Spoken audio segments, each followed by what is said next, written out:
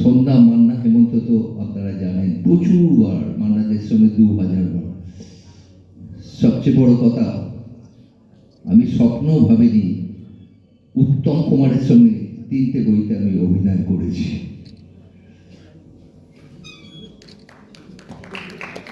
এটা আমার দেবাশিস সামনে গুণী ভাই বসে রয়েছে একজন, ও আমার ছোটবেলার ইতিহাসটা জানে। আমি ডাকতাম এখানে কিন্তু ওর আসার অসুবিধে। যাই হোক, বনানী আমাকে বলে দিয়েছে একটা নয় 2খানা গান দাদা তুমি বাজিও, যে 2টো গান তুমি সারা পৃথিবীতে পৌঁছে গেছো। ফার্স্ট গান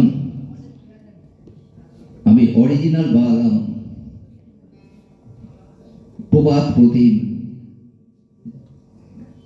যার গলাটা মনে হয় ঈশ্বর নিতেন, হেমন্ত মুখোপাধ্যায়। ওনার সঙ্গে ফিল্মে বাজালাম, বাজি উনি বললেন কালকে আবার চলে আসবে। কেন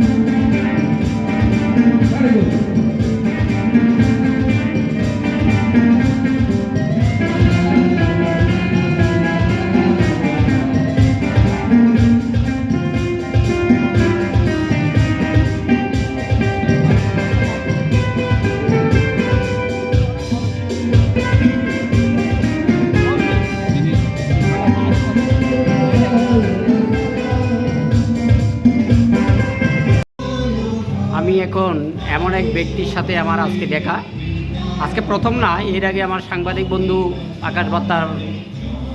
আকাশদার সাথে প্রোগ্রামে ছিলাম। আন্তর্জাতিক খ্যাতিসম্পন্ন সেই স্বপন সেন, সবাই জানেন, সবাই শুনেছেন ওনার গুণ কীর্তন। এখন সংক্ষিপ্তভাবে আমি কিছুটা আজকের এই অনুষ্ঠান এবং সঙ্গীত নিয়ে কিছুটা অভিমত ব্যক্ত করার জন্য আমি অনুরোধ রাখছি। নমস্কার, আমি ভীষণ আনন্দ পেলাম আজকে এই অনুষ্ঠানটা আসতে পেরে।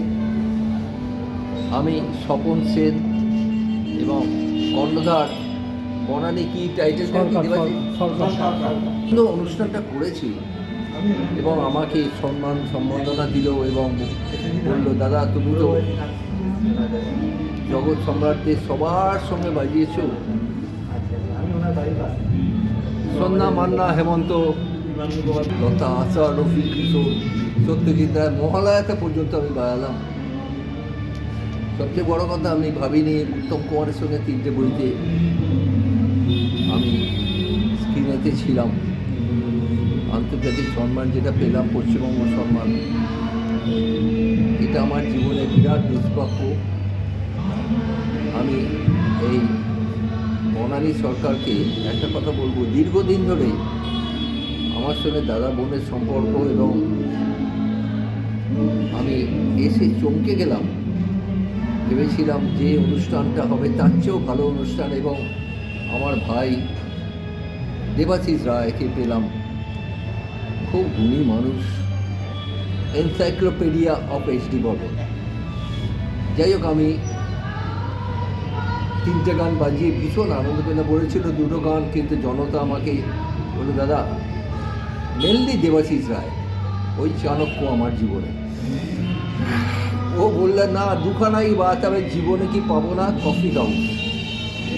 এবং প্রথমে উত্তম কুমারের সঙ্গে কে জানে ক ঘন্টা, তো ওটা রাস্তাঘাটে লোকে ও দাদা কে জানে ক ঘন্টা দাদা আমায় বলে ডাকে। যাই হোক, আমি আর কিছু পাওয়ার নেই, ঈশ্বরই সব করেছেন ব্যবস্থা। আমি খালি পরিশ্রম করেছি এবং কিছু না ভেবেই অন্ধকারে ঢিল ছোড়ার মতো। তবে আমাকে হেমন্ত মুখার্জি দুটি কথা বলে গেছে, ওইটাই সেই জীবনের শেষ দেখলাম, যে পরিশ্রমই করো, কিছু চেয়েও না ঠাকুরের কাছে, 1 নম্বর। আর নাম্বার 2, তোমার হাতের আওয়াজটা মনে হয় ঠিক গানের মতন বাজছে, এইটা আমি বুঝতে পারি না। দেবাশিস একদিন বলেছিল যে তোমার গান আওয়াজ তো সবাই বাজায়, কিন্তু হাতের আওয়াজটা মনে হচ্ছে ঠিক গান ঠিক প্লে করছে। আরেকটি কথা আমি অক্ষরে অক্ষরে পালন করি, চিরজীবনকে সম্মান দিয়ে থাকতে পারি। স্বপন সেন,